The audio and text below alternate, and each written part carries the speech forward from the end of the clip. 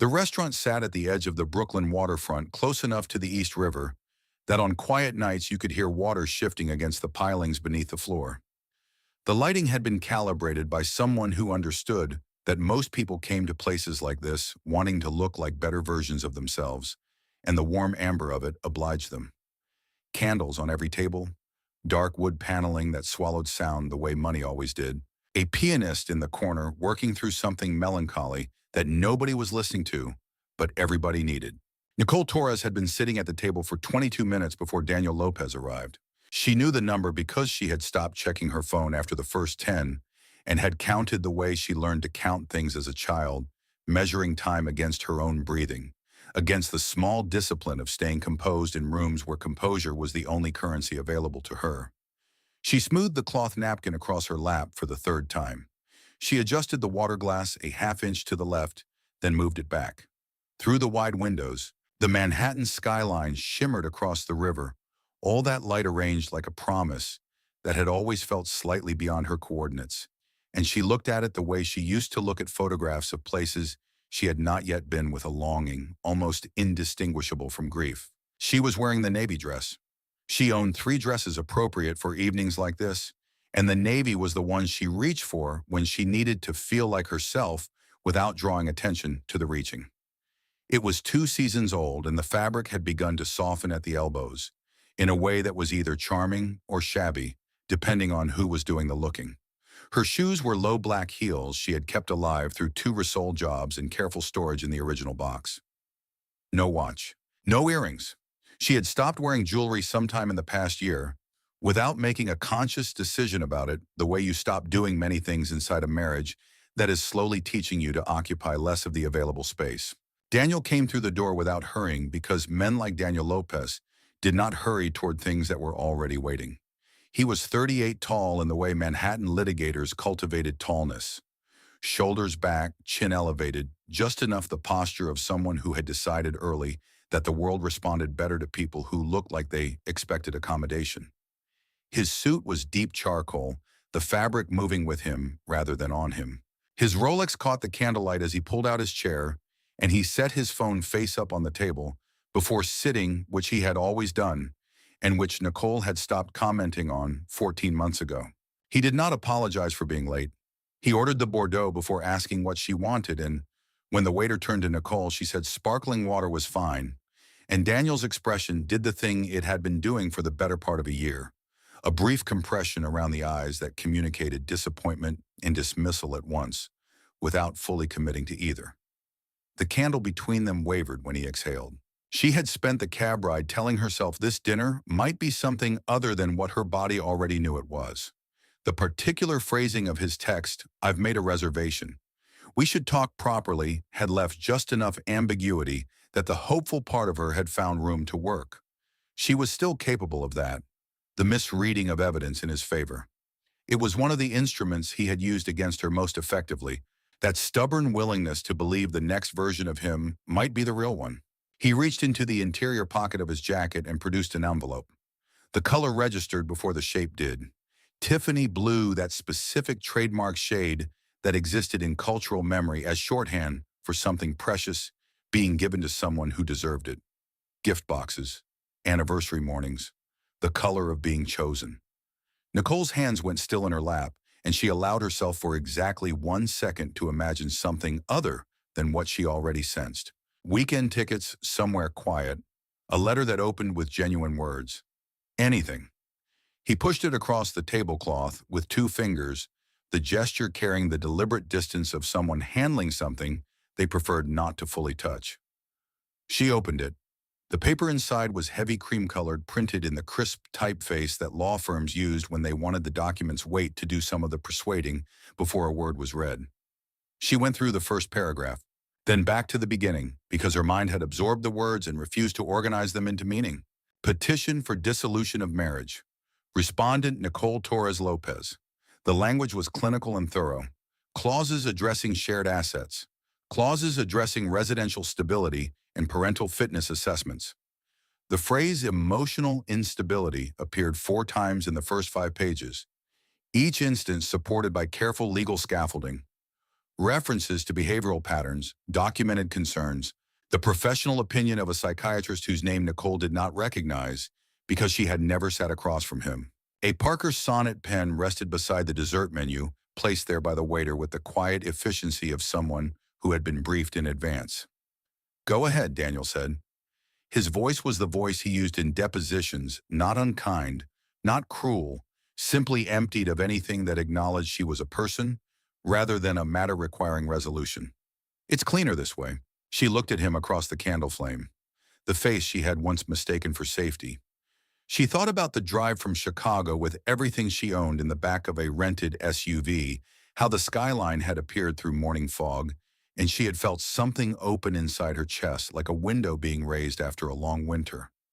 She thought about the proposal on the rooftop garden, the Tiffany blue box that had preceded this envelope by 3 years, and had felt in that moment like proof she had finally navigated to the right place.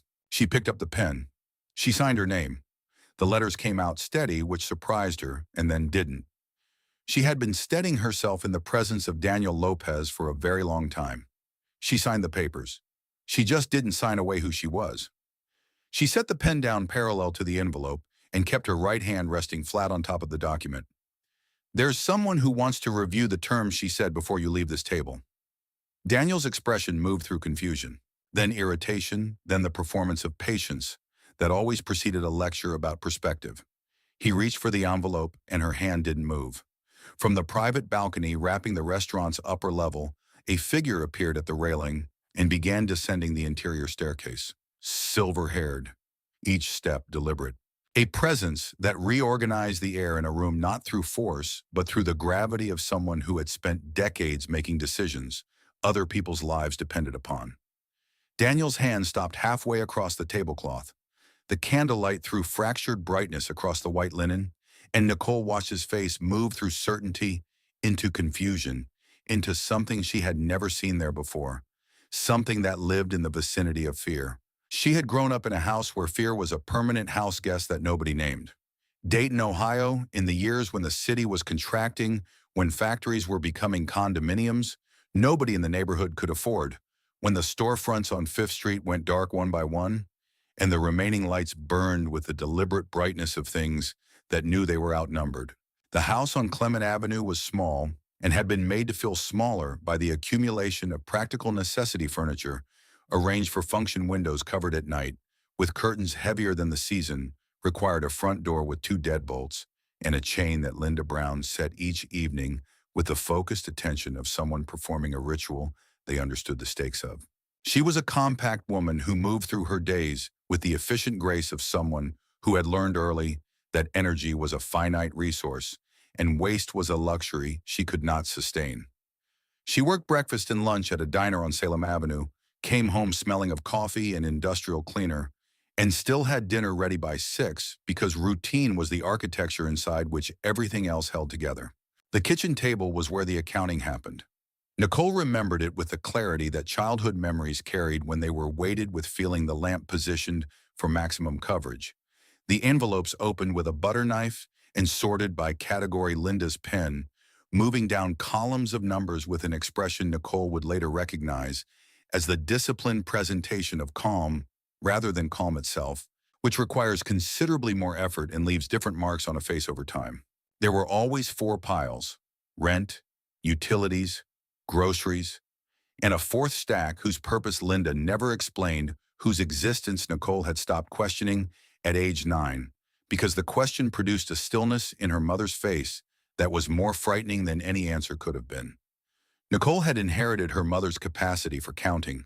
She counted the tiles in the school bathroom when things became overwhelming. She counted steps from the bus stop to the community college library. Numbers were honest in ways most things weren't. They stayed where you put them, added up to what they were supposed to, did not revise themselves overnight.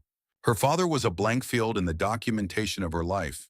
School enrollment forms, a hospital bracelet from the tonsil surgery at 11 that read Guardian Linda Brown.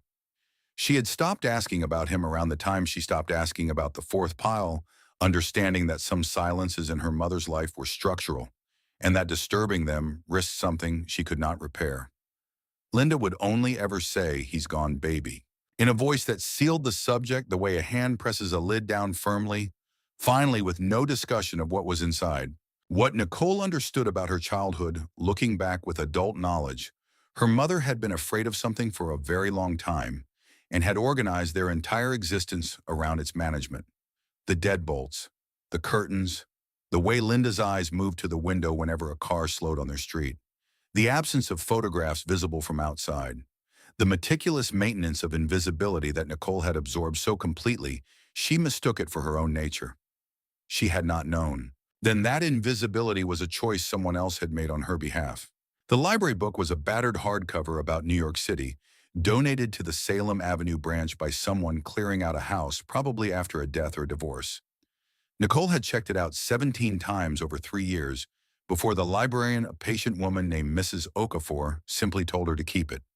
The photographs were black and white, except for a 12-page color insert. The Empire State Building lit at night, yellow cabs blurred on Fifth Avenue, Central Park from above in October. The trees gone amber and rust and gold as though the city had arranged it specifically to remind itself what beauty was for. She used to trace the skyline with her fingertip, feeling the slight texture of printed ink. She imagined wearing a coat that hadn't been pre-owned. She imagined carrying coffee in one of those cups with the cardboard sleeve, walking somewhere, with purpose being a person in that city instead of someone who owned a photograph of it. She worked the diner shift through high school, saving tips in a shoebox under her bed. She attended community college in Columbus because it was affordable and had a credentialing program in event coordination that led to actual employment. She graduated in the middle of her class because she was working 30 hours a week simultaneously, and middle was what you managed when two necessary things competed for the same hours. When she left for Chicago at 23, Linda slipped a folded note into the bottom of her duffel bag. Nicole found it while unpacking in the apartment she shared with 2 women from her cohort. The note said, "You deserve a life bigger than fear. Go find it." And below that, in smaller letters, added later perhaps, reconsidered, and added anyway, "Choose a man who lifts you, not one who crushes you." She found Chicago overwhelming in the way any city is overwhelming to someone who grew up in a contracting one. The scale of it, the noise, the sense of simultaneous processes, each indifferent to your navigation of them.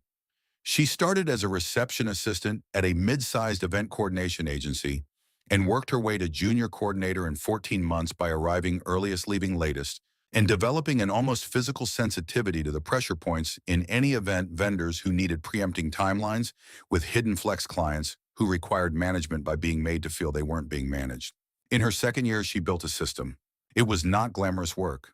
A spreadsheet architecture for vendor management costs tracked against projections, timeline deviations flagged before they became crises, personality conflicts between vendors identified before they became delays. The agency had been running on institutional memory and the particular genius of 2 senior coordinators who were going to retire someday, and the system gave structure to what had previously lived only in specific people's minds. In the first quarter after implementation, coordination errors dropped by 30%, and 4 consecutive major events came in under budget. Nicole presented the system to her supervisor with the careful self-effacement she had learned was necessary when you were the least credentialed person in a room. She described it as a tool rather than a design. She made it easy for others to take credit for adopting it. She did not put her name anywhere on it. This was a habit formed long before she understood it was a habit, long before she understood what it cost. The corporate event at the Langham Hotel was the kind of gathering designed primarily to remind its attendees that they had succeeded. 200 executives and their selected guests, an open bar stocked to imply generosity without threatening order, and the ambient pressure of a room full of people measuring themselves against each other while performing celebration. Nicole had been there since 4 in the afternoon, managing setup logistics, checking the projector twice, mediating a vendor dispute about floral arrangements that had required 30 minutes of patience she could not spare. Her shoes had been wet since 6 when the rain started. Her hair had gone wavy in the humidity. She was wiping down the bar top where a glass had tipped when the voice came from behind her. "You must be the only person here who actually knows what she's doing." She turned. Daniel Lopez was 35 and wore the kind of suit constructed to make other men aware of its existence. He held a MacBook Pro under one arm with the relaxed confidence of someone who had never scrambled for a power outlet in his life. His hair was dark cut close at the sides, and he carried the physical ease of a man who had spent his entire adult life in rooms where he was welcomed. He handed her a cocktail napkin for the spill she hadn't quite finished addressing. The gesture was small and had been calibrated to be noticed. Daniel Lopez, he said. Hartwell and Associates. Nicole Torres. She was aware with the specific social attunement of someone who had learned to read rooms as a survival skill that her shoes were visibly wet. He didn't look at her shoes.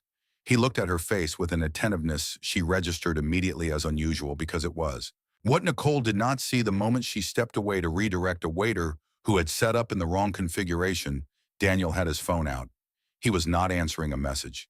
He was running her name through LinkedIn, then her agency's website, then a background search that cost $9.40 and told him everything structurally relevant about her life.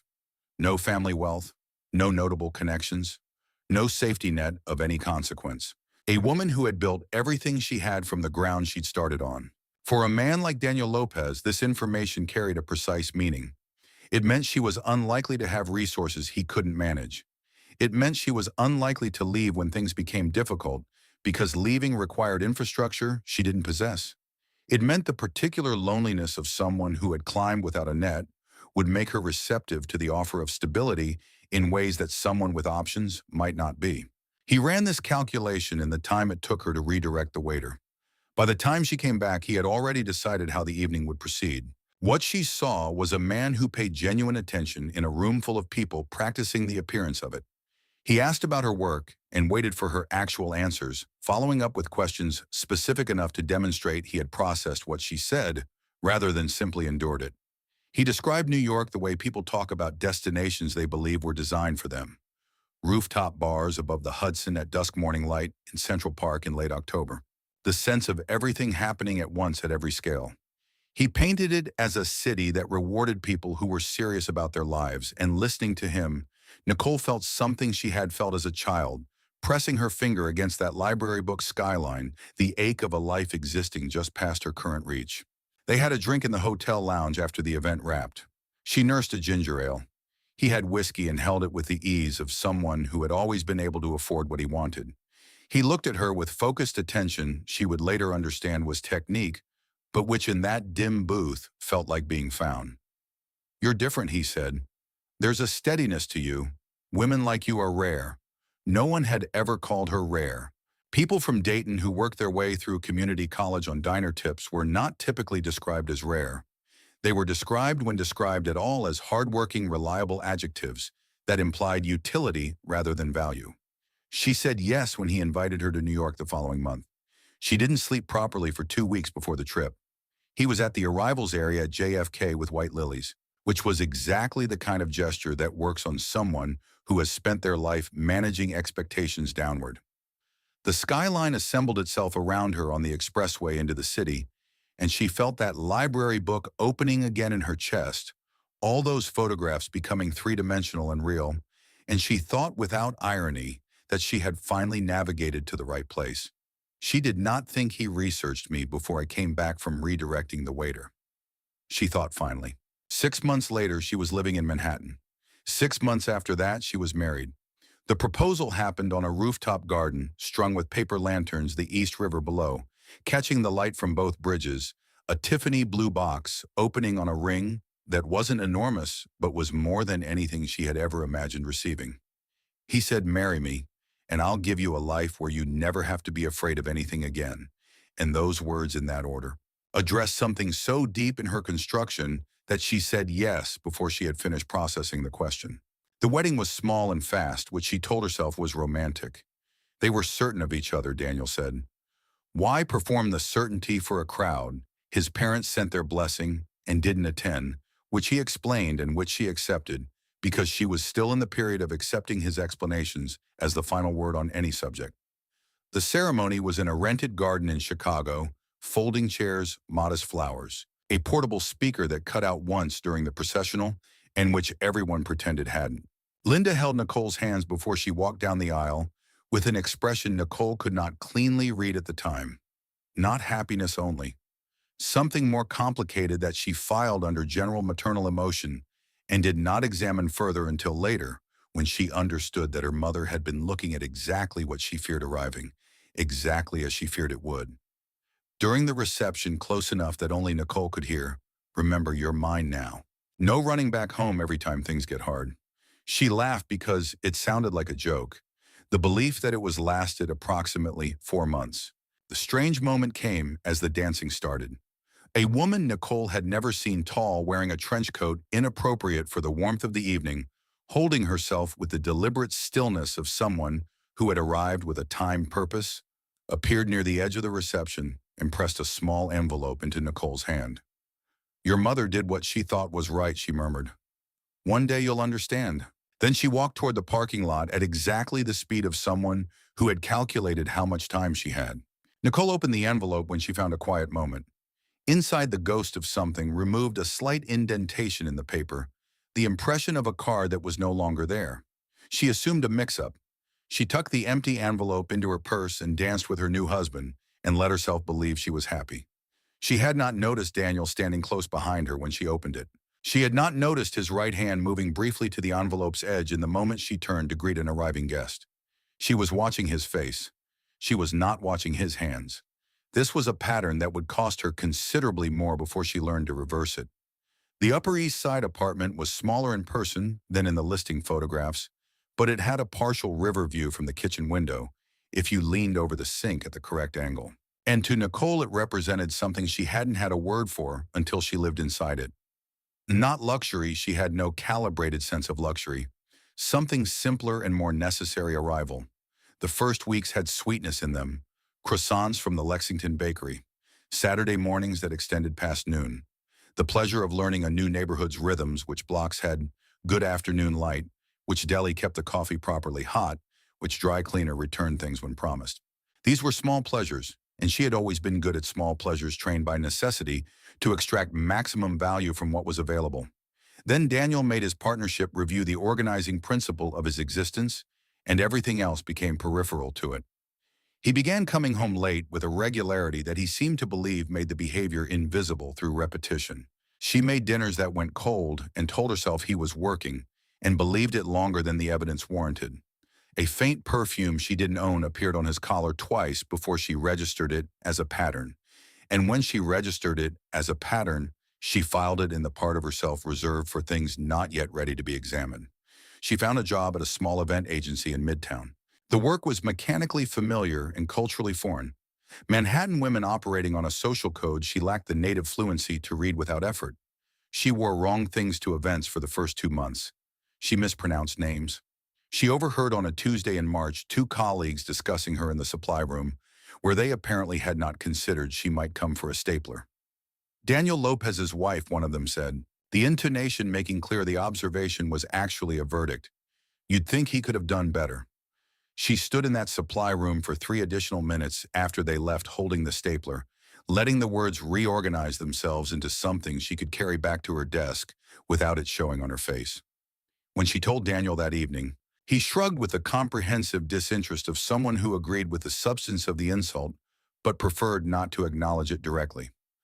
"They're being catty," he said. "Don't let it get to you," which was the thing you said when you agreed, but wanted the distance of pretending you didn't. The correction pattern emerged the way water damage emerges, invisibly, then all at once. He corrected how she spoke in company with a slight emphasis on the corrected word that made the correction legible without being easily objected to.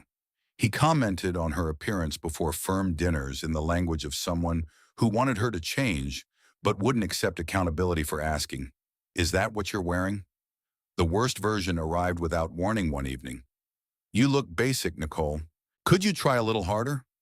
She spent an hour removing and reapplying her makeup and emerged looking essentially the same, because there had been nothing wrong with what she had done initially. He laughed at her in front of his colleagues at a firm dinner in November.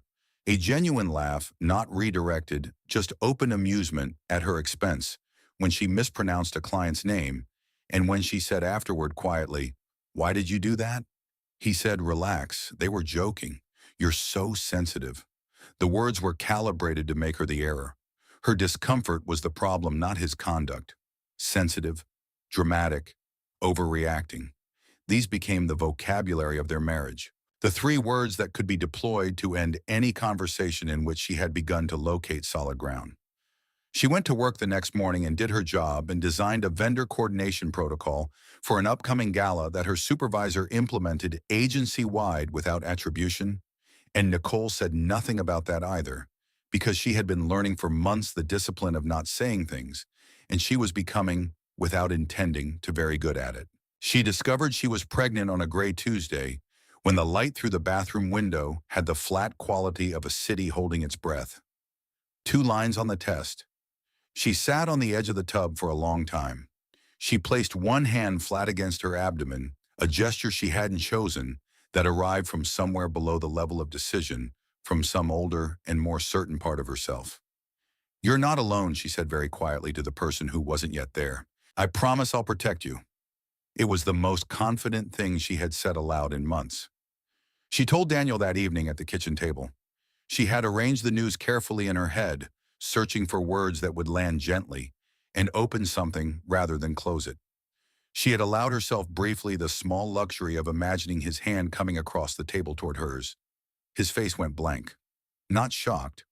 Blank with the quality of calculation, someone running assessments, establishing probabilities. "This is not ideal," he said. "My partnership review is in 6 months." She waited for the sentence to mean something other than what it said. It didn't continue. "Daniel, this is our child." "I understand that." He was already treating it as a logistical problem. "A baby right now derails everything." "I'm trying to be realistic with you." "I'm not asking you to be realistic." "I am." Flatly, finally. "Your salary barely covers groceries." "The timing is," "I'm not talking about timing." He left for the office the following morning without speaking, and the morning after that, and the one after that. When he returned in the evenings, he carried the pressurized mood of a man who considered his stress a weather system affecting everyone in his radius. She moved around him carefully, instinctively, taking up less of the available space. She was becoming expert at it without having decided to become expert at anything. 3 weeks later, she was folding laundry when his jacket slipped from the chair back to the floor. She picked it up and checked the pockets automatically the way you check pockets before laundry, and her hand closed around a small velvet box. Her pulse spiked. She held it for a moment and let herself believe against all accumulated evidence that it might be something meant for her. That somewhere in the rubble of the last year, there was an explanation she hadn't yet found that would reframe everything into something survivable and even redeemable. She opened it.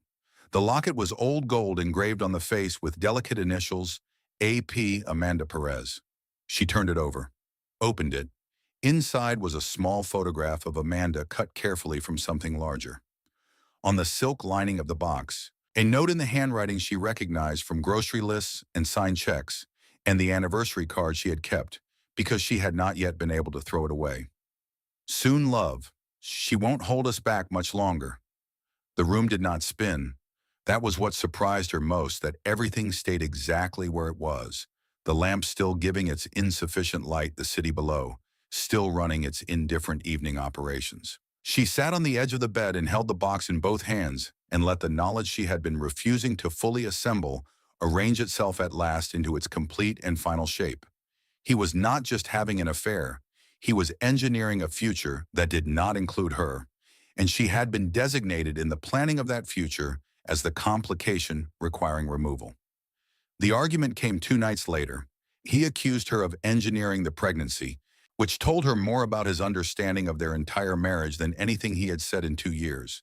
She moved to leave the room and he filled the doorway, not grabbing, not in any way that produced a bruise, simply occupying the space in a way that made clear the space was his to control. She turned sideways to pass him. His hand came to her shoulder and pushed. It was not a dramatic fall.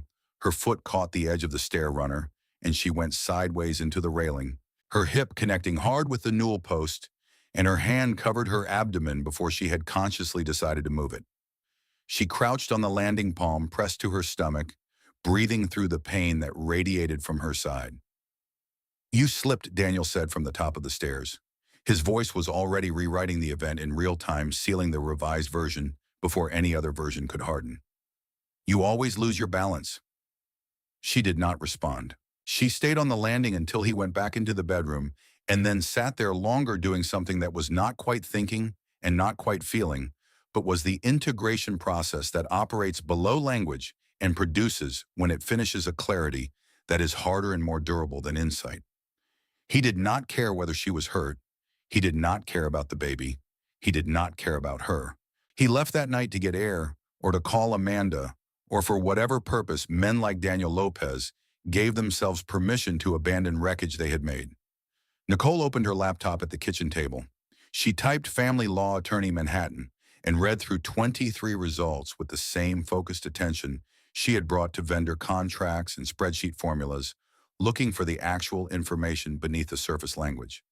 She saved 3 names to her notes. She did not call anyone, but saving the names was a decision she made without asking anyone's permission and without explaining herself to the silence she had been living inside, and the making of it was its own small answer to a question she had not yet fully formed. She closed the laptop, sat in the quiet kitchen, one hand on the table, one hand on her stomach. 3 days later, the courier arrived. She had not been expecting anyone. The buzzer startled her out of a late afternoon stillness. She signed for the envelope at the door and stood in the entry examining the return address, Lee and Associates Private Investment Group, Midtown Manhattan. The kind of stationery that announced before you read a word that the sender occupied a category of consequence that regular correspondence did not reach. She opened it at the kitchen table. The letter was 2 paragraphs. The second was a request for a confidential meeting. The first contained 4 words she read 7 times without being able to make them settle into meaning. Your biological father, Kenneth Lee. She put the letter down, picked it up, went to the closet and retrieved the wooden box she had brought from Dayton. A shoebox originally replaced in her mid-20s with something that felt more like preservation. Inside, childhood drawings she had not been able to leave behind. Her first Chicago bus pass. A community college bookstore receipt for 4 used textbooks. At the bottom, in a small envelope addressed in her mother's handwriting, was a photograph of Linda Brown at 19, laughing the full, unguarded laugh of someone young enough to believe the good things will stay. She was holding a baby wrapped in a knitted blanket that Nicole recognized immediately. Her grandmother had made that blanket. Linda had described it often enough that Nicole could picture the pattern without seeing it. Under the photograph, a business card, thick stock embossed lettering, Kenneth Lee Investment Group, a Midtown address. On the back, in the same handwriting as the envelope, a single sentence that Nicole read 3 times before she understood. It was not a remnant of her mother's past, but a message about her own future. If the day comes, find him. Linda had known, had always known, had organized everything, the deadbolts, the curtains, the blank fields on every form. The meticulous anonymity of their life together around the specific possibility that one day Nicole would need this card and would know what to do with it. She had built a door into the fear and left the key at the bottom of a box and trusted her daughter to find it when the time came. Nicole sat on the bedroom floor with the card in her hand and the letter open on the carpet beside her, and the city outside the window conducting its business with complete indifference. And she felt the structure of her life rearranging itself around new information, the way a building adjusts its load-bearing calculations when something changes at the foundation. She did not know yet what Kenneth Lee would tell her. She did not know what his existence would make possible. She did not know that the man she was married to had taken something she had built and put his name on it and used it to purchase a future he planned to share with someone else. She knew only that her mother had spent 30 years afraid of something and had built a door into the fear and trusted Nicole to find it. The time had come. She folded the letter into the envelope. She put the business card in her coat pocket. She stood up from the bedroom floor, the standing itself a kind of answer, the body resolving what the mind was still organizing, which was a capacity she had inherited from Linda Brown, along with her hands and her stubbornness, and the quiet that people had always misread as passivity, but was in fact something else entirely. She picked up her coat from the chair by the door. She was going to Midtown. The building on 6th Avenue occupied the full width of its block and rose 42 stories above Midtown Manhattan, with the particular confidence of a structure that had never needed to announce itself. No signage visible from street level. No directory in the lobby beyond a discreet brass plate beside the elevator bank that listed Lee and Associates 40 in letters small enough that you had to already know to look for them. The lobby itself was marble and restraint, two security desks, a seating area with furniture chosen for its clarity rather than its comfort, and a receptionist who looked up from her station when Nicole pushed through the revolving door and assessed her with the professional thoroughness of someone trained to recognize which category of visitor had arrived. Nicole was wearing the gray coat she had owned since her second Chicago winter, mid-length, belted, functional in the way of things purchased for weather rather than impression. Her hair was pulled back with an elastic she'd found in her pocket on the cab ride over. She was holding the envelope against her chest with both arms, not as a conscious decision, but because her hands had needed something to do with themselves for the last 14 blocks. She gave her name to the receptionist. She watched the woman's expression complete its evaluation, whatever conclusion it reached remaining entirely internal. And then the phone was lifted and a brief exchange conducted, and the woman said, "Mr. Lee will see you now," in the tone of someone reporting a fact rather than delivering news. The elevator rose without a sound she could detect. The 40th floor opened into a space where the city became something else, not background noise, but deliberate view, a panorama of Central Park's upper end, visible through floor-to-ceiling glass. On the north face, the trees in the late stages of their autumn gold and rust, and the particular amber that late October produced when the light was right. She stood in the small reception area for less than 30 seconds before a door opened and Brian Thompson appeared. He was younger than she'd expected, mid-30s, a vest of charcoal wool over a white shirt, his tie pulled approximately an inch and a half off-center in a way that was either inattention or the studied simulation of it. He carried 2 cups from the coffee station near the window and set one on the low table nearest to her. Without comment or ceremony, the gesture belonging to someone who had registered that a person in front of him might need something and had simply provided it. "He'll be right with you," Brian said. Then he opened the inner door and held it. The office was not what she had constructed in her mind during the cab ride. She had assembled from the stationery in the building and the names she'd seen attached to financial headlines over the years, a room that announced power through accumulation, the artwork, the awards, the visual evidence of a life measured in acquisitions. What she found instead was a room that announced it through subtraction, a desk of dark walnut, almost clear, bookshelves along one wall, the books arranged without visible system and clearly read, a single frame photograph on the desk small enough that she couldn't make it out from the doorway. Kenneth Lee was standing at the north window with his back to the door when she came in. When he heard her step, he turned, and the turning was careful, not dramatic, but deliberate, the way a person moves when they have rehearsed a moment many times and are trying to prevent the rehearsal from showing.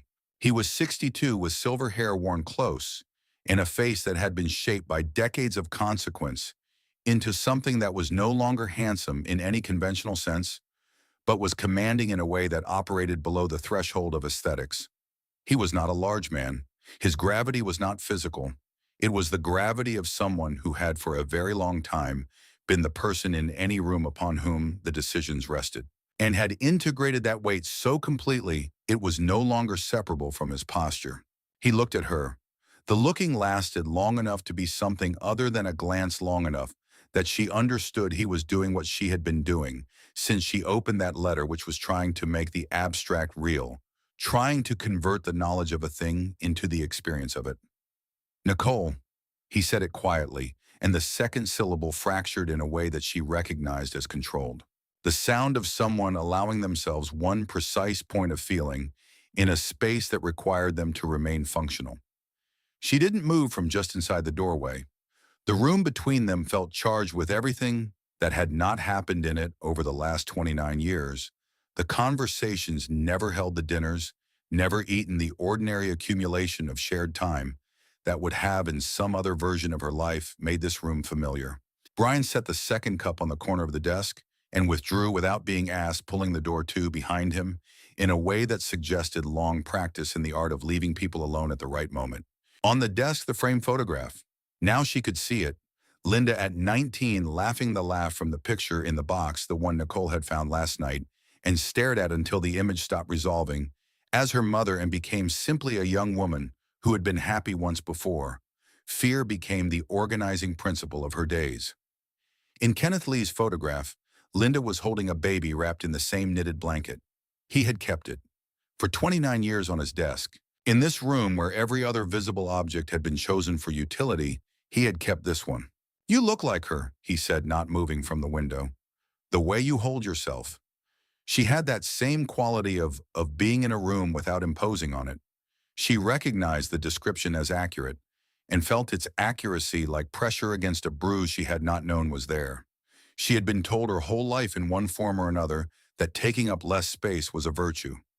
She came the rest of the way into the room and sat in the chair nearest the desk. He moved to his own chair and sat across from her, and for a moment neither of them attempted to begin. "My mother told me my father was dead," she said. The directness surprised her as she heard it. She had not planned an opening. She was specific about it. Not gone. Dead. He absorbed this without defending against it. "I know what she told you. I asked her to tell you that." The room held the silence that followed, which was not an empty silence, but a dense one, full of everything that single sentence required to be unpacked. "Why," she said. Not a question exactly, more the shape of one. He leaned forward, elbows on the desk, and gave her the truth in the order it had actually happened, rather than the order that would have cast him in the best light, which was a choice she noticed and credited him for, even as she was processing the content of what he said. When Linda had become pregnant, he was in the middle of a period of his professional life that he described without embellishment. He had made money quickly, and in doing so had made enemies who operated without the legal constraints he was at that point still observing. There had been two incidents.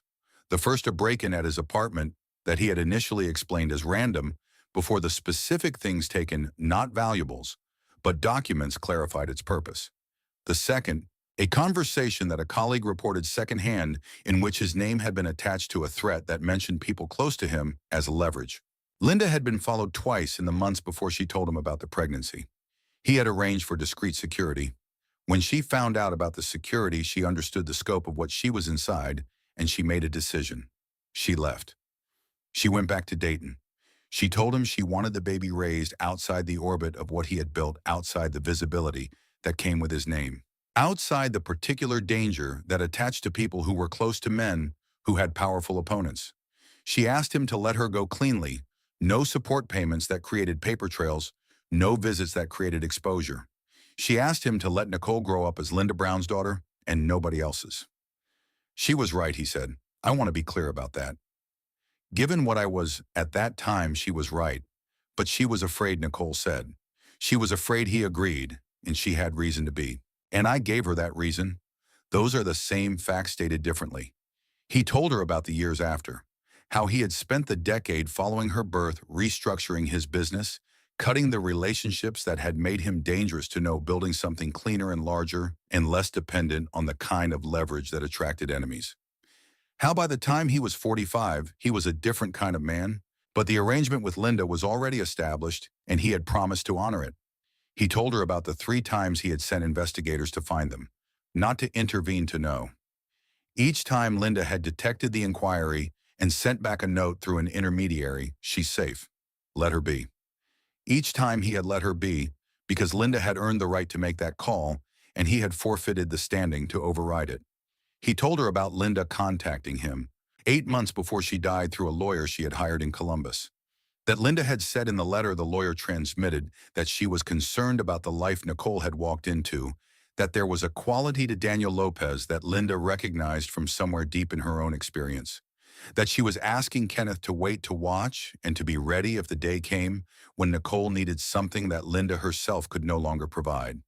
She said, he told Nicole, his voice steady in the way of something maintained rather than natural, that you would be too stubborn to ask for help. She said you'd been trained not to. She said when the moment came, it would have to be offered clearly because you wouldn't reach for it.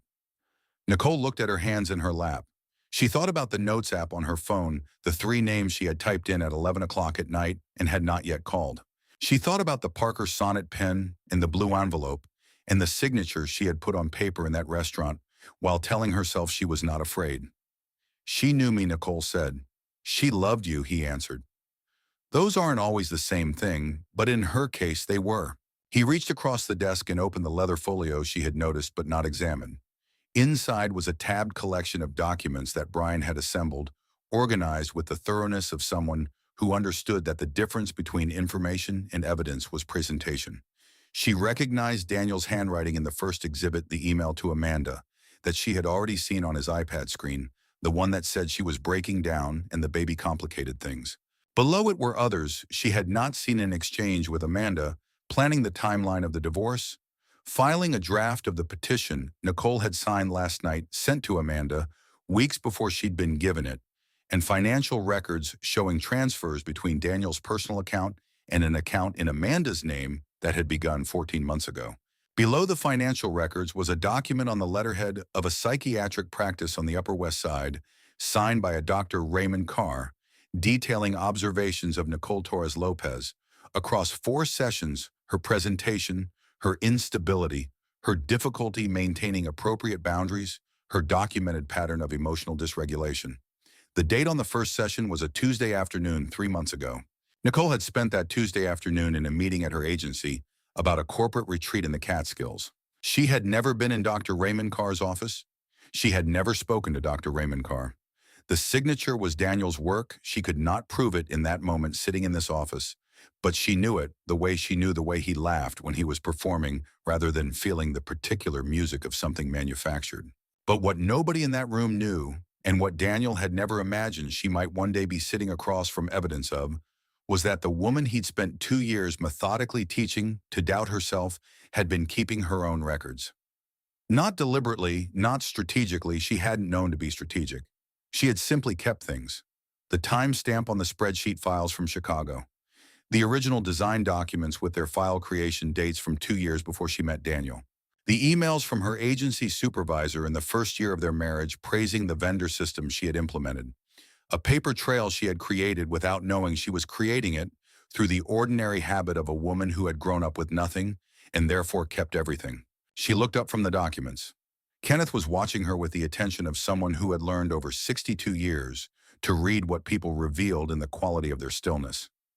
"What do I need to do?" she said. He told her. The suite at the Ritz-Carlton was on the 21st floor, north-facing, with a view of the park, that in another circumstance would have been the kind of thing you described to people afterward. Nicole sat on the edge of the bed that first night with her phone in her hand and the Notes app open and the 3 names in front of her, and she called the first number at 11:14 and left a message that was 7 sentences long, each one stating a fact rather than a feeling. Because she had learned from the vendor system and from her mother, and from 2 years of learning what she had been learning, that the useful thing was never the emotional truth, but the structured presentation of the factual one. She set the phone on the nightstand. She sat in the dark for a while, not sleeping, not thinking in any organized way, simply existing in the first space she had occupied in over 2 years that did not also contain Daniel Lopez. The room was quiet in the way of expensive hotels, the city's noise filtered to something abstract, and she found unexpectedly that the quiet was not lonely. It was the first quiet that belonged entirely to her. Brian knocked at 7:45 the following morning, which was early but not aggressively, so the knock of someone who had thought about what time would communicate. She opened the door in the hotel robe, her hair loose. He was carrying the leather folio and a cup of coffee from the cart in the hallway, and he registered her appearance without any expression that required management, which she noted as the kind of thing you noticed when you had spent 2 years with someone whose expressions always required management. He set the folio on the table by the window and the coffee beside it and started laying out a sequence of next steps that Kenneth had outlined: legal resources, financial documentation she should gather, options for the custody proceeding. She picked up her phone and set it on top of the folio. "I made a call last night," she said. "Stephanie Harris. She has an opening Thursday." Brian looked at the phone, then at her. Something in his face that was not quite surprise and not quite satisfaction, but occupied the space between them. "Good," he said. "You didn't wait." She hadn't waited because waiting was what he expected her to do.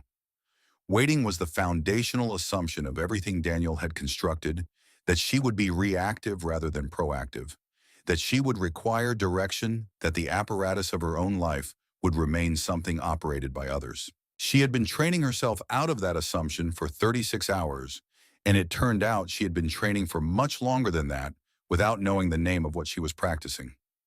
"You didn't make me stronger," she thought with a clarity that felt almost physical. "You just ran out of time to keep me small." The mornings acquired a structure. Kenneth arrived at 9, always with the slight formality of someone who understood he was a guest in her space, and not the other way around, which was a precision of conduct she had not expected, and which mattered more to her than she could readily have explained. He did not attempt to accelerate intimacy by volume, did not fill the hours with the stories of her life he had missed, or the details of his own, that he presumably wanted her to know. He made himself available and let her set the pace, which was slower than he wanted and faster than she had anticipated, because the thing about grief for a relationship that never existed is that it moves according to its own internal logic and cannot be managed from outside. She asked him on the third morning about the woman at her wedding. He opened the folio and showed her a photograph, Sharon Ramirez, his assistant for 11 years, a small woman in her 50s, with a face organized around competence. The photograph was a staff headshot, formal, but Nicole recognized the structure of the face, the deliberate quality of the eyes. The envelope Sharon had pressed into her hand at the reception had contained a card with Sharon's cell number and a note, "If you ever need to find him, start here." Kenneth had authorized Sharon to attend the wedding as a guest of a mutual connection, to make contact if she could do so without attracting attention, and to deliver the information as discreetly as possible. Sharon had made the delivery. What she hadn't been able to prevent was Daniel standing close enough behind Nicole that his hand, when she half turned to greet an arriving guest, found the envelope's edge and removed the card in the single second her attention was elsewhere. He had known or suspected from that moment. He had known there was something in her background he hadn't found, and he had spent the following 2 years escalating his control of her in direct proportion to the uncertainty he felt about what he didn't know. The psychiatric report was not the behavior of a man who was confident.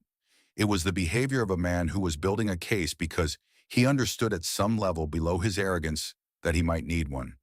"He was afraid of you," Brian said, from his chair across the table. Nicole considered this. He didn't act afraid. Men like that don't act afraid. They act dangerous. It's the same feeling expressed in the only language they have. Daniel's deterioration was not occurring in a vacuum she couldn't observe. Kenneth's investigators provided weekly summaries, not surveillance of a granular kind, but the public record of a man whose public record was becoming increasingly problematic. The firm had begun a quiet internal review after 2 partners became aware of the psychiatric report and the questions it raised about its provenance. Amanda had stopped responding to Daniel's messages with the same frequency she once had, a pattern Kenneth's people had inferred from the increasing desperation of his outgoing communications. His landlord had sent a preliminary notice. The client, whose $2 million contract had been built on Nicole's vendor methodology, had requested a meeting with firm leadership that Daniel was not invited to attend after a junior associate who'd been present at the original pitch made an offhand remark to a colleague that reached the wrong ears in the right way. Daniel was watching his architecture disassemble. Each support had been load-bearing, and he had pulled them all himself. And what he was left with was the unsupported weight of what he had built, and the dawning understanding that it had never been as solid as he believed. What none of this prepared Nicole for was the Wednesday evening, 3 weeks into her time at the hotel, when she was working late in the small conference room Kenneth had made available to her at the Lee & Associates offices, going through the original Chicago files on her laptop, pulling the time-stamped documentation of the vendor system. Building the evidentiary record with Stephanie Harris's guidance, and the door at the end of the hallway opened. She heard him before she saw him. The footfall was familiar in the way of things your body recognizes before your mind catches up a particular weight distribution, a particular rhythm. She had heard that sound on hardwood floors and on marble lobbies and on the stairs of the Upper East Side apartment at 1 in the morning too many times to mistake it for anyone else. She closed her laptop. Brian was at the far end of the hall on his phone. He registered Daniel's presence in the same moment Nicole did, and the speed with which he moved from his chair to the corridor was something she filed away as information about what Brian Thompson's calm actually sat on top of. Daniel had come through the service entrance behind a delivery, which was the kind of tactical thinking that surprised her slightly before she remembered that he had spent 15 years in litigation and understood how buildings worked. He was in a suit that had not been pressed that day. His hair was not what it had been. He had the look of someone who had been spending significant portions of his time trying to maintain a performance that was costing him more energy than he had. He stopped when he saw her through the conference room glass. For a moment, he simply looked at her, the way he had looked at her in the restaurant when she mentioned someone wanting to review the terms with the expression of a man encountering an outcome he had explicitly designed against. She opened the conference room door because waiting for him to come in was worse than choosing to engage. "I just need to talk to you," he said. His voice was compressed, the pressure of everything behind it, making it come out smaller than his usual register. "I'm not here to, I just need you to understand what's happening to me." Brian was at her shoulder, not touching, not speaking, present in the way that mattered. "I understand what's happening to you," Nicole said. "You're experiencing the consequences of what you did. You don't, that's not," he stopped. "Start it over. I'm losing everything. The firm, the apartment. Amanda isn't," he didn't finish that sentence. "You could talk to your father. You could ask him to slow it down. You have that power now." The request was so structurally identical to every other request he had ever made of her that she almost found it comprehensible. He had always needed her to absorb consequences he had created. The mechanism had simply been revealed in its purest form now that the social furniture had been cleared away. "You gave me nothing," she said, and it came out very quiet and very complete. 2 years of marriage and you gave me nothing. You took my system, my stability, my ability to trust my own perception of what was real. You took all of it and you built something for yourself on top of it and called it your work." She felt the precise, controlled anger of someone who has finally named the thing they have been feeling without a name. "I'm not going to protect you from what you built." He tried twice more. The second attempt was closer to pleading, which was harder to witness than his anger had been.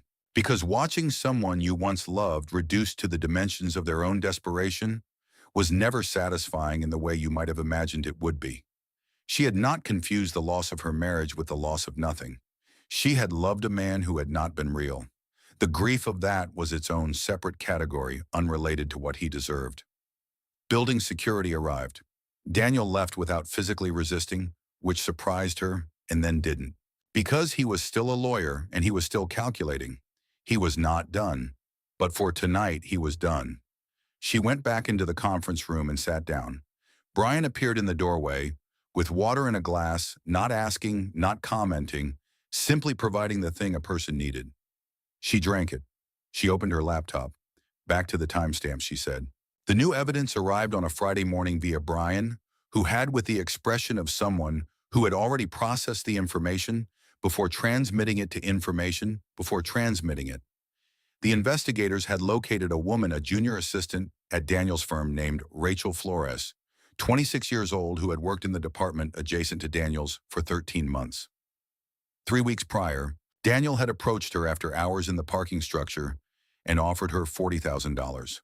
What he wanted in exchange was testimony, specifically that she had witnessed Nicole on multiple occasions at firm events she had attended as Daniel's wife, exhibiting behavior consistent with the psychological profile in the Carr report. Erratic, unstable, unable to manage normal social situations. The kind of specific behavioral memory that juries found convincing. Rachel Flores had not accepted the money. She had returned to her car driven home, consulted a friend who was a paralegal at a different firm, and called a general legal inquiry line the following morning to ask what one did when a senior attorney at one's employer offered money for false testimony. She was then referred to an attorney. That attorney had reached out through a chain of professional contacts to Stephanie Harris. The phone call had happened 48 hours ago.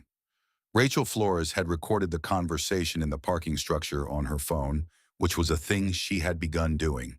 She explained to Stephanie's assistant. After Daniel had said something to her in a hallway 4 months earlier that made her feel it was prudent to document what happened when she was alone with him. The recording was 11 minutes and 22 seconds long. The audio quality was imperfect but serviceable. Daniel's voice was identifiable. The offer was unambiguous.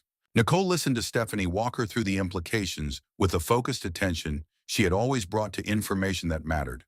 The psychiatric report was now evidence of a pattern rather than a single incident. The false testimony solicitation elevated the legal exposure significantly.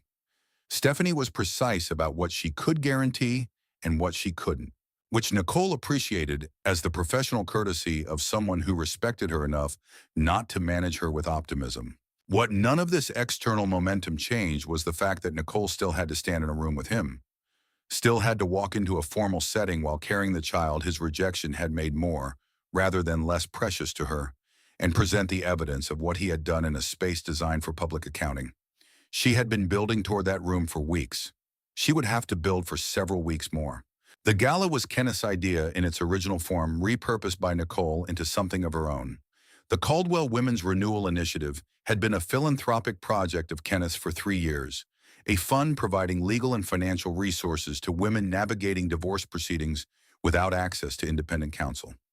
He had proposed it as the venue for a public event that would establish Nicole's role in its programming and give her work visible shape in the world. She had taken the proposal and spent the subsequent 3 weeks redesigning it from the inside, replacing the event company Kenneth had used previously with her own coordination, building the program herself, selecting the speakers herself, managing the vendor relationships herself. She put her name on it.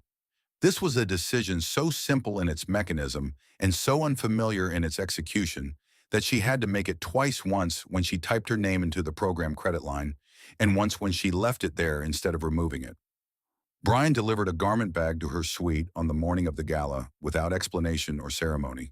Inside was a dress she would not have chosen for herself in the life she had been living 2 months ago, silk in a shade of midnight blue that was dark enough to be serious and luminous enough to be seen, cut to suggest rather than announce. Simple in the way that things made with exceptional care were always simple. She held it against herself in front of the mirror and looked at the woman looking back and tried to locate the person who had smoothed the napkin on her lap 22 times in a restaurant and wondered whether her old navy dress was wrong. She put the dress down and looked without it. This is what she saw: a woman who had built a system that became someone else's career. A woman who had counted her way through years of fear and come out the other side with the counting still intact. A woman whose mother had hidden a name in a box at the bottom of a closet and trusted her to find it. Then she put the dress on. She placed one hand flat against the curve of her abdomen. The small, insistent life there responded as it had begun to do in the last 2 weeks, a pressure, a shift, a presence asserting itself against her palm like punctuation. "We're going to be more than okay," she told it. She was not performing confidence. She was not managing herself into a posture. She had arrived through the specific geography of the last several weeks at a place where the sentence was simply true. She didn't come back to fight him. She came back because she had already won. The gala was where he would find out. The Plaza Hotel on a Friday evening in late November carried the specific gravity of a place that had hosted enough history to be comfortable with more of it. The chandeliers in the grand ballroom were original, cascading crystal that caught and redistributed light in the way of something designed before electricity was fully understood, when the ambition was simply to make a room feel like it existed outside the ordinary passage of time. The ceiling rose 60 feet above the parquet floor. The walls were cream and gold, the gold aged to something warmer than new money could buy. 800 candles burned in arrangements along the perimeter tables, and the combined warmth of them and the crowd and the November chill held outside the tall windows created a particular atmosphere. Close, luminous, charged with the energy of people who had come to witness something they had been told mattered. Nicole stood in the corridor behind the stage with the quiet attention of someone who had spent the last 3 weeks building this room from the outside in and was now standing inside what she had built. The program was folded in her left hand, not because she needed to reference it, but because holding it gave her hands an honest occupation, while the rest of her organized itself for what was coming. The silk of the dress moved when she breathed. The single diamond stud in her left ear, purchased with her own money from a small jeweler on Atlantic Avenue the week before, caught the corridor light and threw a point of brightness against the wall that she noticed and then stopped noticing. Brian appeared from the direction of the main entrance with the measured stride of a man delivering news he had already processed. His tie was straight tonight, which she had come to understand was not a sign of additional formality, but of additional focus. He straightened it when things required his full attention. "Everything looks exactly right," he said. "The speakers are all checked in. Catering is on schedule. Sound is clean." She nodded. Then after a beat, "He's here, isn't he?" Brian didn't ask how she knew. "Came in with Gerald Whitmore." Whitmore didn't know. Security is positioned. She absorbed this without revising her posture. She had known in the abstract that Daniel Lopez was the kind of man who would find his way into a room she occupied even after every rational calculation argued against it. She had built the rational case against his attendance into her security planning. What she had not been able to fully prepare for was the specific weight of knowing he was 40 feet away in the ballroom, occupying the space she had designed. "Where is he now?" she said.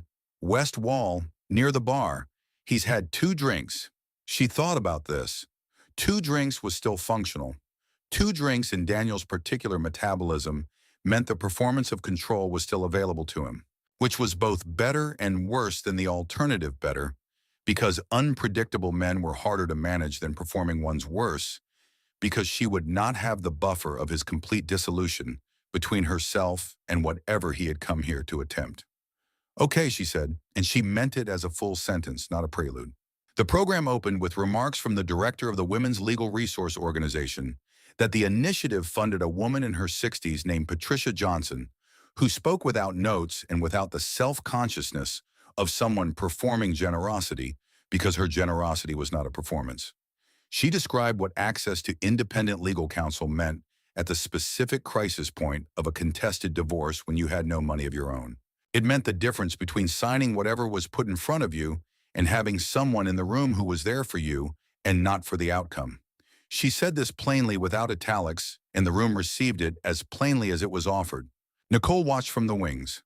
She was aware of her own breathing in a way she hadn't been backstage at any of the 12 previous events she had coordinated in her professional life.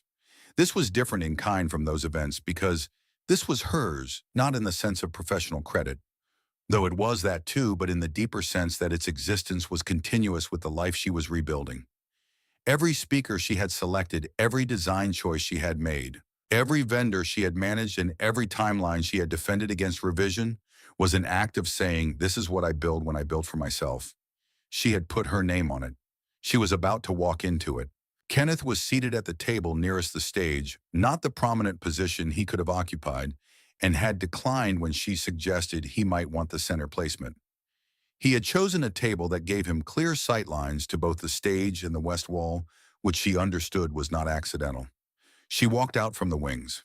The applause was immediate and warm, and she let herself receive it without deflecting, no self-deprecating gesture, no minimizing tilt of the head. She had spent a long time making herself small in response to acknowledgement, and she was practicing the deliberate reversal of that habit one public moment at a time. She stood at the podium and looked at the room and found somewhere in the middle distance the particular quality of attention that meant she was present rather than performing presence. She spoke for 7 minutes. She talked about what the initiative was designed to do and why and who had helped build it, and she named contributors accurately and without inflation. She described the resource gap that the fund addressed in concrete terms. The median cost of independent legal representation in a contested family court proceeding in New York was $19,000, and the median liquid asset of women entering those proceedings without counsel was $4,200. That gap was not a statistic. It was the specific size of the trap. Partway through her 3rd minute at the podium, her peripheral vision registered Daniel's movement. He had left the west wall and was drifting toward the center of the room, not quickly, not in a way that was yet alarming, but in the directional drift of someone whose purpose was pulling him forward without the discipline to fully manage it. Security had registered it too. She could read the slight recalibration in the posture of the man near the service corridor doorway. She finished her remarks. The applause carried her off the stage and into the wing, and she was 3 steps into the corridor when Daniel's voice came from the darker end of it. He had moved faster than the security positioning had accounted for, and he had known the service corridor existed because he had attended 2 firm dinners at the plaza and had the kind of spatial memory that litigation lawyers develop for rooms where things happened that other people didn't see. He was standing 10 feet away in the dim light of the backstage corridor, and the distance between them was charged with everything the last several weeks had compressed and not yet released. He did not look like the man in the restaurant. The restaurant version of Daniel Lopez had been the performance-controlled, deliberate, precise.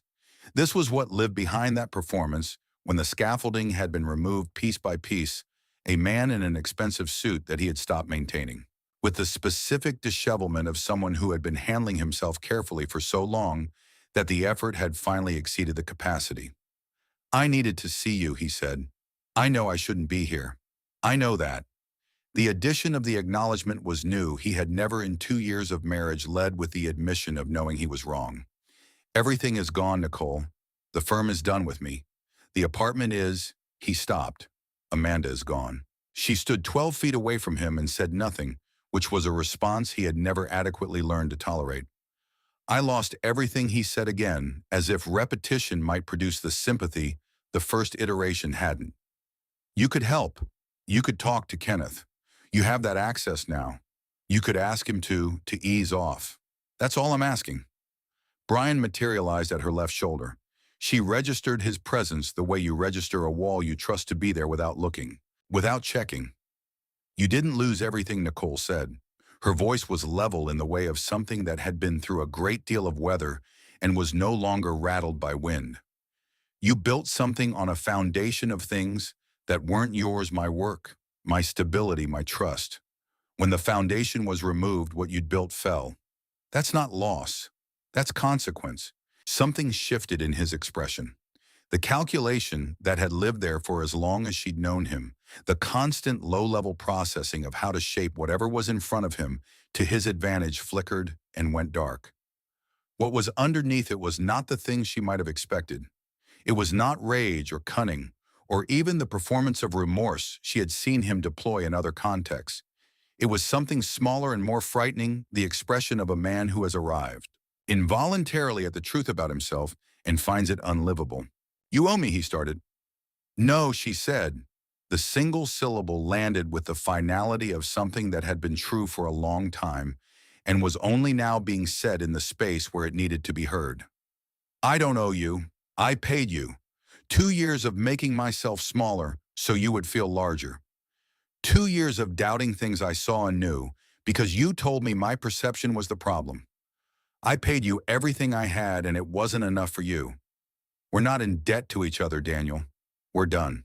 He moved toward her, not threatening, desperate, which in a corridor with limited exits was its own category of alarming. Brian stepped forward. Security from the stage entrance reached the corridor in under 8 seconds, which was excellent response time, and which she would note in her event debrief with the composure of someone who had already decided to keep running events and keep running them well. 2 men in event security had Daniel by the arms before he reached her, and the physical restraint, the sudden conversion of his motion into stop motion, produced in him the sound of something structural giving way. He made a noise that was not quite words and not quite grief and not quite anger, but contained elements of all three, and she had to look away from the specific quality of his helplessness, because some mercies were private, and she was still capable of them. Kenneth appeared from the ballroom entrance. He did not rush. He walked with the deliberate, measured pace of someone who understood that running communicated panic, and that panic served no one in this corridor at this moment. He came to stand beside Nicole and put one hand on her shoulder, not gripping, not protective in the possessive sense, simply present in the way of someone saying, I am here, and I am not leaving. The sound of the ballroom leaked through the door conversation, the clink of glasses, the low sustained warmth of a room full of people who did not yet know what had happened in the corridor. In 40 seconds, some of them would know. By morning, the story would have the particular velocity of things that happened publicly at high-profile events, accelerated by the specific combustibility of a disgraced attorney being removed from a room his estranged wife had built.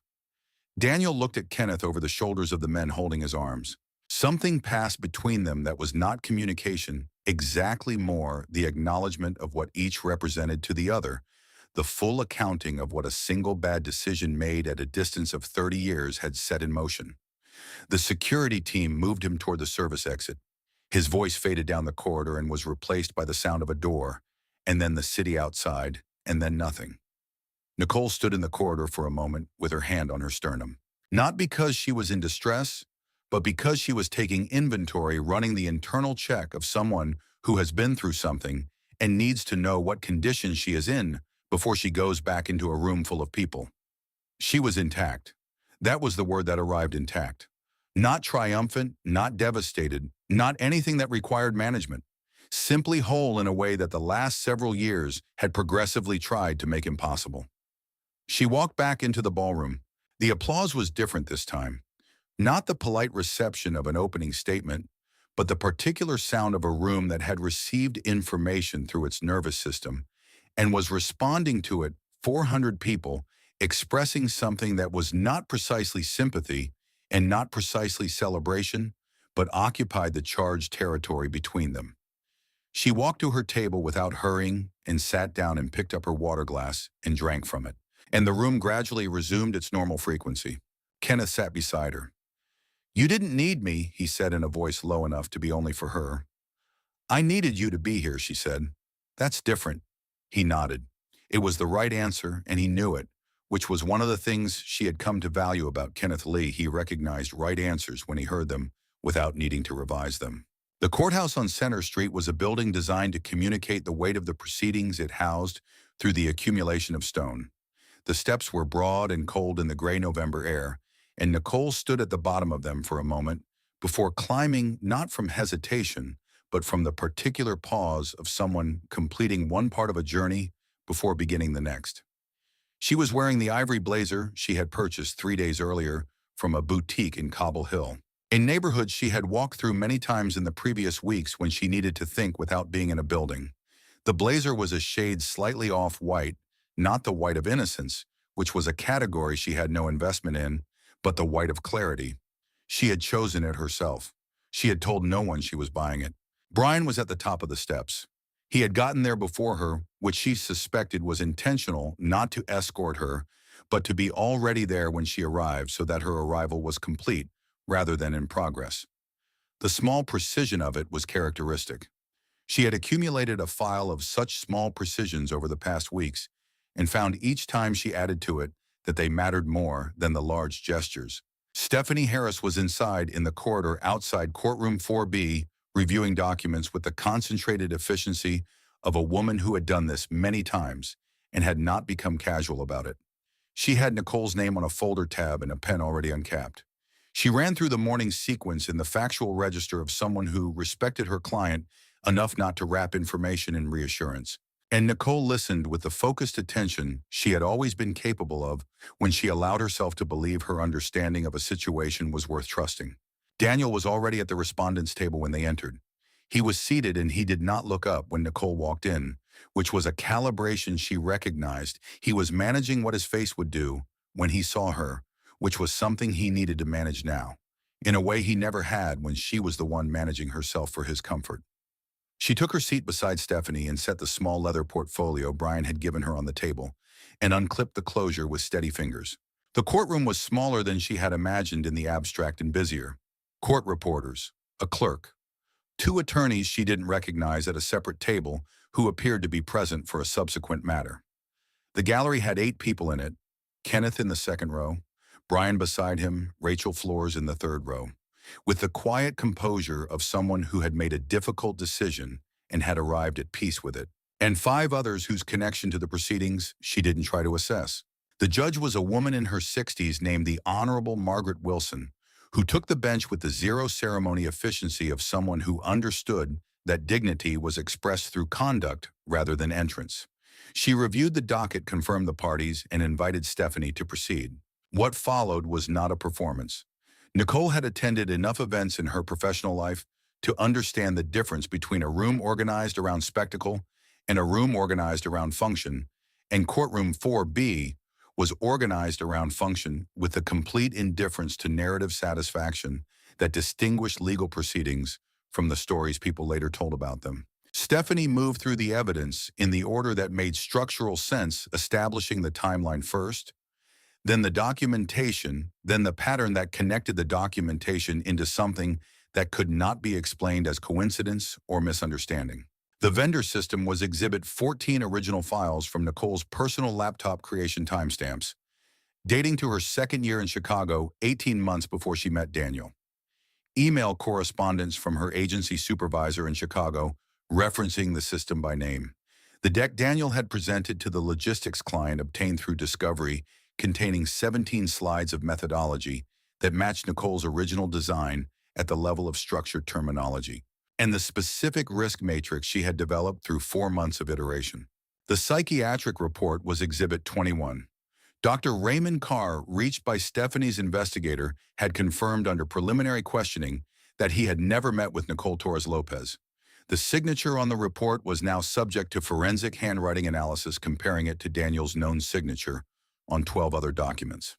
The preliminary finding included in Exhibit 22 rated the probability of common authorship at 91%. Daniel's attorney, a careful, quiet man named Jeffrey Lewis, who had taken the case with the visible reluctance of someone who understood what he was working with, raised objections where the law gave him room to raise them and fell silent where it didn't. He was a good attorney operating with inadequate material, which was a professional situation Nicole recognized with something close to sympathy. Then Stephanie called Rachel Flores. Rachel was 26 and dressed in the business professional manner of someone who had thought carefully about what the occasion required. She took the oath and settled in the witness chair with her hands folded on the ledge in front of her, and she answered Stephanie's questions in the direct, unelaborated way of a person reporting facts she had no investment in shaping. She described the parking structure, the time of evening, what Daniel had said and in what order, the number he had offered, and the specific testimony he had requested. The decision she had made on the drive home, which was not a complicated decision, but had required courage of the kind that people underestimated in others, because it was ordinary rather than dramatic. Stephanie played 40 seconds of the audio. Daniel's voice in the parking structure, clear enough for purpose, if not perfect in fidelity, stating the terms of what he was proposing with the professional precision of a man who had spent 15 years constructing arguments and had in this instance constructed one against himself. The courtroom was quiet in a way that was not the quiet of people withholding reaction, but the quiet of people who had received something that required a moment to absorb. Judge Wilson looked at Jeffrey Lewis. He had nothing to offer in redirect that would address the content of the recording rather than its collection, and he was honest enough about his position not to attempt a distraction. He shook his head slightly. The judge noted it and turned to Daniel. "Mr. Lopez," she said, "you have the opportunity to address the court before I rule. I'll ask you to be brief and to confine yourself to what is relevant to my determination." Daniel stood. He had been sitting with the posture of a man who had been contracting incrementally throughout the morning, each exhibit a further compression of whatever he had believed about his position when he sat down. Standing, he was the full physical dimension of himself, which was still considerable. But the room had reorganized itself around what was true rather than around what he projected, and so the physical dimension was the only kind of size he had left. He looked at Nicole for a long time before he spoke. She held his gaze without effort, which was its own kind of statement that she could look at him directly and remain completely herself was the evidence that his primary project had failed. "I wasn't the person I told her I was," he said. His voice had the particular quality of something that has been compressed for a long time and is releasing under its own pressure rather than by choice. "I spent 2 years making sure she doubted herself enough not to notice. There was nothing in that room, not the attorney beside her, not the judge at the bench, not Kenneth in the second row that Nicole needed in order to receive those words with the steadiness she felt. The admission was not closure, because closure was a concept that implied a door that could be shut on the past, and the past did not work that way. What it was recognition. Daniel Lopez, in the only language that had been left available to him by the removal of every other option, was telling the truth. It was the most honest thing he had said in their entire acquaintance, and it was too late by several years to matter in the way it would have mattered then. She had loved a man who had not been real. She had given real things to a constructed person, and the real things were gone now, and some of them would not come back. What she was building was not the life she had planned when she stepped off that plane at JFK with the skyline rising around her and the sense of arrival making her chest large. It was something else, something that had been assembled from harder materials and would therefore hold in weather that the original construction never could have. He called her unstable. She thought completing a thought that had been forming since the restaurant. The judge called her victorious. Judge Wilson ruled. The divorce was granted. No spousal support obligation from the petitioner. No claim by the respondent against Nicole's business interests, professional assets, or inheritance. Sole physical and legal custody of the child awarded to Nicole Torres, with supervised visitation available to the respondent contingent upon completion of a court-mandated therapeutic program. A protective order issued effective immediately, a standard duration of 3 years, with provisions for extension. Referral to the district attorney's office regarding the falsified psychiatric documentation and the solicitation of false testimony for determination of applicable charges. The gavel came down. The sound was not dramatic, it was a small wooden percussion that the room's acoustics did not amplify into anything cinematic. It was simply the sound of something being decided. Jeffrey Lewis put his hand briefly on Daniel's shoulder in the gesture of attorneys concluding difficult proceedings, not comfort exactly, more acknowledgement. Daniel did not move for a moment. Then he gathered the few papers in front of him with the careful, deliberate motions of someone who needs the occupation of small tasks in order to manage the larger devastation, and he and his attorney left the courtroom through the side door without looking back. Nicole sat still for a moment after they were gone. She was aware of Stephanie beside her closing the portfolio, capping her pen, performing the orderly completion of professional work with the quiet satisfaction of someone who had done it correctly. She was aware of Kenneth rising from his seat in the gallery.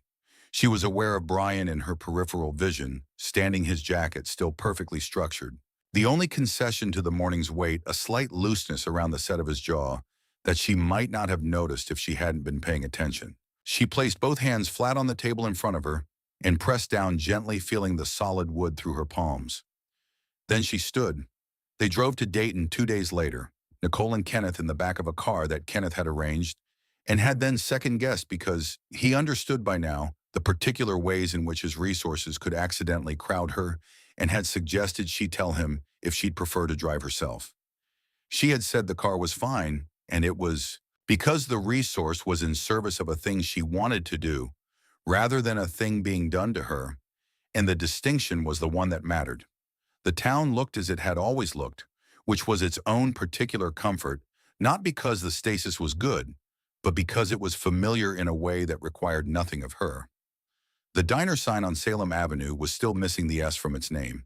The intersection at 3rd had the same pause and go timing that had never been corrected. November had taken the trees down to their structure, and the structure of things without their leaves had a clarity she'd always found useful.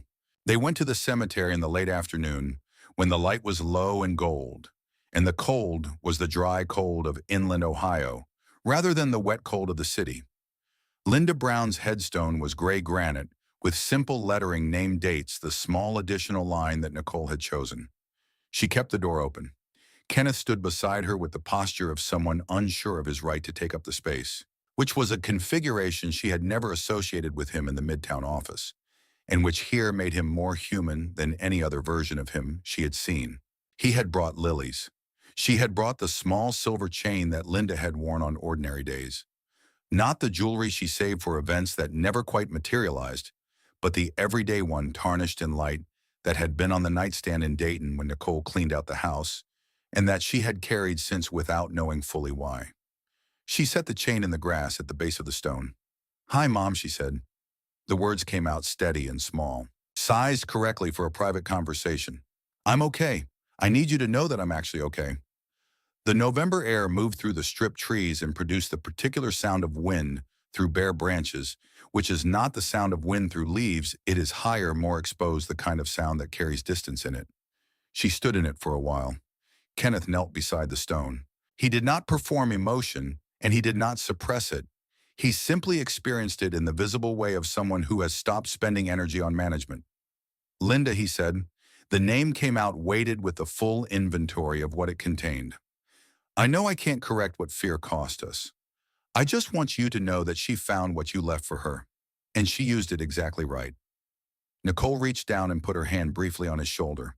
Not consolation, solidarity. They were two people who had loved the same woman and had been shaped by the specific character of her choices, and they were standing at the place where those choices ended and whatever came next began. Torres Event Group opened its formal operations in the first week of December from a 2-room suite in a building on Atlantic Avenue that Nicole had selected for its practicality and its proximity to the Brooklyn neighborhoods, where her initial client base was concentrated. The rent was more than her agency salary had been, and less than she had feared. And she had run the projections herself on the same spreadsheet architecture she had built in Chicago, and rebuilt in more sophisticated form over the past several weeks this time, with her name in the file header, where it was visible to anyone who opened it. Kenneth's initial funding had been formalized as a business loan, documented terms market interest rate, a repayment schedule she had negotiated herself in a conversation where she had needed to decline his preferred terms 3 times before he accepted that she was serious. She was serious.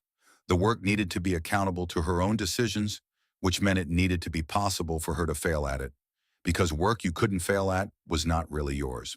The first client was an organization in Brownsville that provided legal navigation services to women in contested custody situations, the kind of resource that hadn't existed when Nicole was moving through the last months of her marriage, which was not a fact she had mentioned when she reached out to them, but which organized her commitment to the work in a way that had no need to be stated aloud.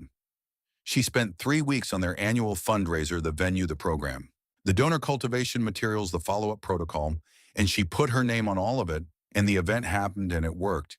And the organization's executive director sent a note afterward that said, "We have never felt so seen by a partner."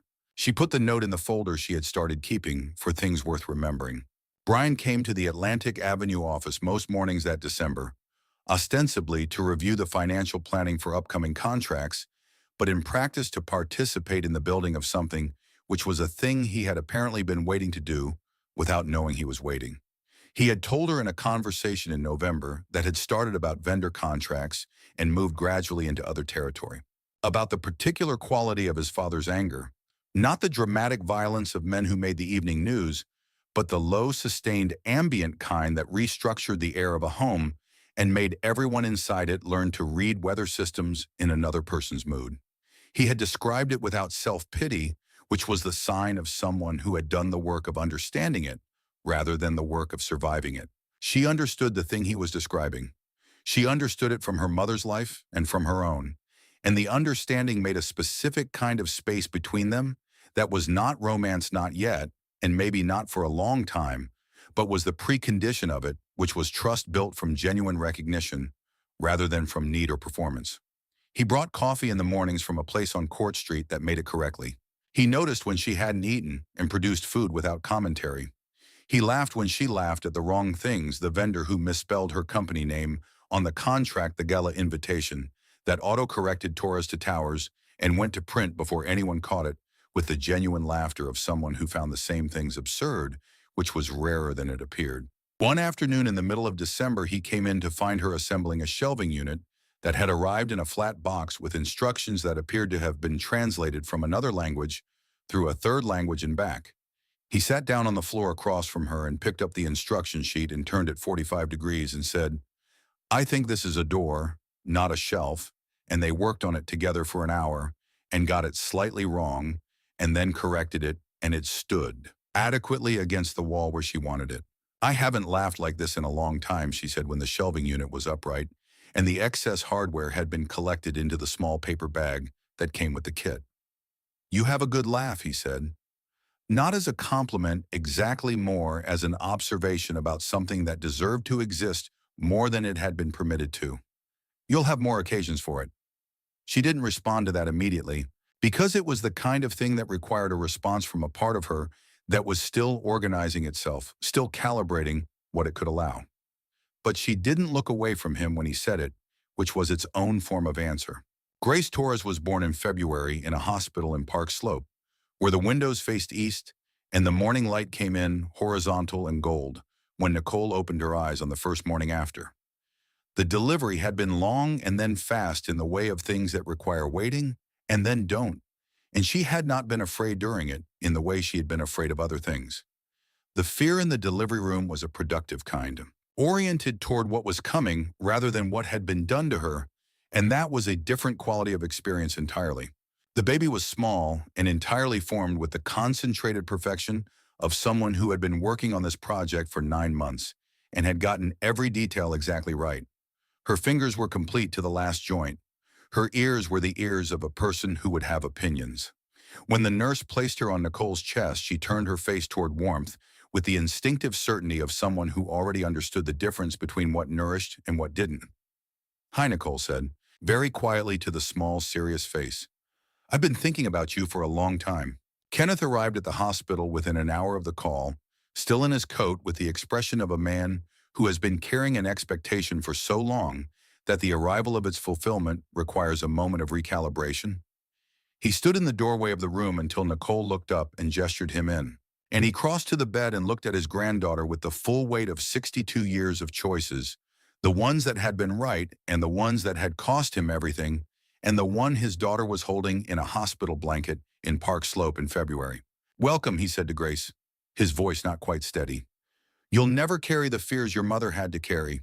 I'm going to spend the rest of my life making sure of that." Brian came that evening with flowers that were not roses. He had asked Nicole's preference 2 weeks earlier, casually in a conversation about something else entirely, and she had said she liked ranunculus because they had layers that weren't visible until they opened, and he had remembered this and acted on the memory without announcing that he had. He stood at the edge of the room with the flowers in one hand, and the expression of someone absorbing a scene that rearranged something in their understanding of what they were living toward. "Would you like to hold her?" Nicole asked. He crossed the room and took Grace with the careful, complete attention of someone for whom this moment was as serious as any he had experienced. He stood very still, looking down. Grace opened her eyes briefly with the unfocused, absolute gaze of the newly arrived taking in the shape and warmth of the person holding her. "Hi there," Brian said, soft enough that it was almost only for her. "You're safe.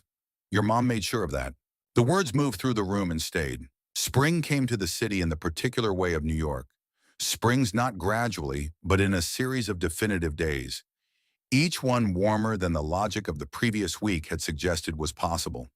The cherry trees in Central Park opened in the last week of April, and on a Sunday afternoon, when Grace was 10 weeks old, and the light was the long, amber light of late afternoon. Nicole walked the path along the reservoir with the stroller, and Kenneth on her left and Brian on her right, and the city doing what cities did, which was continue regardless. The path was busy in the way of good weather, Sundays, runners, couples, families with children older than Grace, who ran ahead and circled back with the exhausting energy of people in whom everything was still new. The cherry blossoms were 2 days past their peak, which was actually the better time, the petals releasing in the slow, sustained fall of things that had done what they came to do and were now simply moving on, drifting across the path and onto the surface of the reservoir and settling into the grass on either side. Grace was awake, which had become her preference at this hour. She observed the passing world from her stroller with the comprehensive attention of someone for whom everything was still first. A blossom drifted down and landed on the stroller's canopy, and she tracked it with her eyes, and Nicole watched her track it and felt the particular quality of happiness that is not related to the absence of pain, but exists alongside the memory of it. Not despite everything, but through it, because of the specific shape the everything had taken. Kenneth was talking quietly about something he had been considering about the initiative's expansion, a potential partnership with legal organizations in 3 additional cities. She listened and contributed, and found in the contribution the ease of a person who has learned that her understanding of things is worth bringing into the room. Brian's hand brushed hers on the handle of the stroller, not reaching, not deliberate, the contact of 2 people walking closely in the same direction. She did not move her hand away. The not moving was its own kind of language, and he received it in the register it was offered, without pressing for more than what was actually there, which was itself already considerable. She looked up at the sky through the lattice of blossoming branches. The sky was the particular blue of late April afternoons in the city, the blue that existed for approximately 40 minutes before the light shifted the blue that had no commercial name because it resisted the reduction of being named. She looked at it and thought about a library book with black and white photographs and a 12-page color insert, and a little girl in Ohio who traced skylines on printed pages with the tip of her finger and imagined a life on the other side of the distance. The distance was not what she had imagined. The life on the other side of it was not what she had planned. What it was built, assembled from the actual materials of who she was and what she had survived and what she had learned to name and what she had chosen over and over to place her hand on the table and stand up. Silence isn't weakness, she thought. It never was. It is the sound of someone building something that cannot be taken away. She pushed the stroller forward on the path, and the blossoms fell around them, and the city continued, and Grace watched the moving world with her serious eyes, And Nicole Torres walked into the rest of her life, the same way she had always moved through the hardest things without stopping, without looking back, and with both hands occupied by everything worth carrying.